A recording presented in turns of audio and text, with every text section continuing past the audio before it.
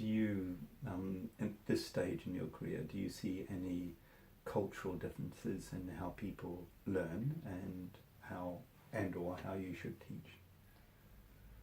I think there are, yes, a wide number of cultural differences. Yeah.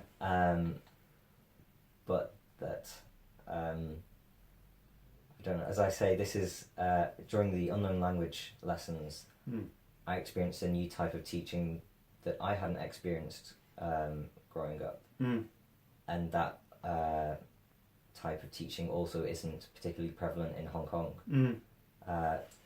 Is there a reason for that, do you think? A culturally driven reason for that? Well, yes, I think that English is seen as a prestige language, and so there is a great deal of pressure from parents on the education system to make sure that their children are doing as good as possible. And so there can be less emphasis on exploring at your own pace and enjoying something. There are a lot of targets to be met. You're saying that within an educational approach in Hong Kong, which is probably characteristic of cultures in East Asia, there's quite an emphasis on passing exams. Are you saying that focus on passing exams interferes with the capacity to learn language? That you need a more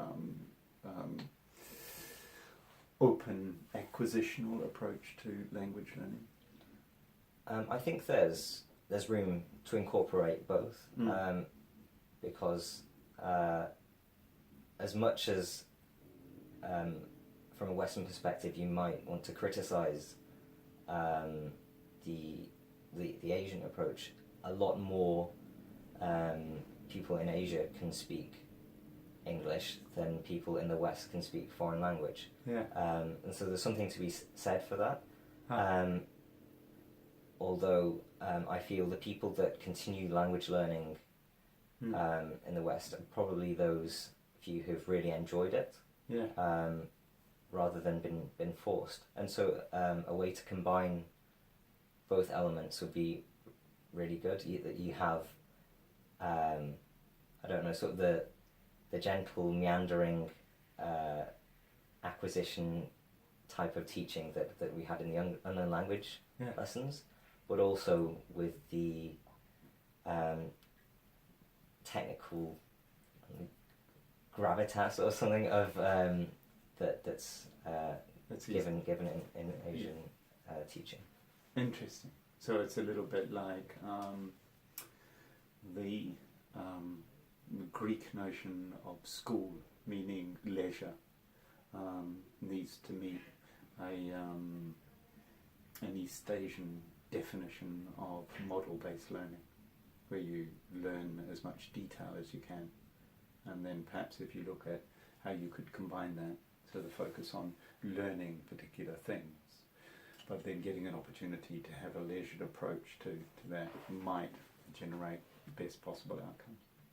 I'd also say, and I mean this is something that I've noticed since leaving school anyway, that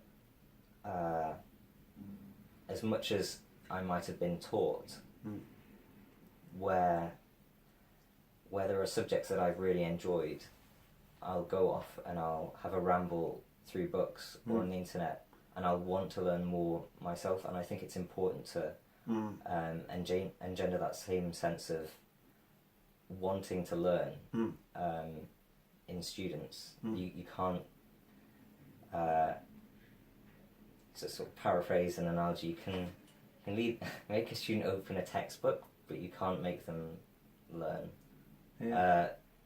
I like it. I mean, I get it. I get it. It's the idea that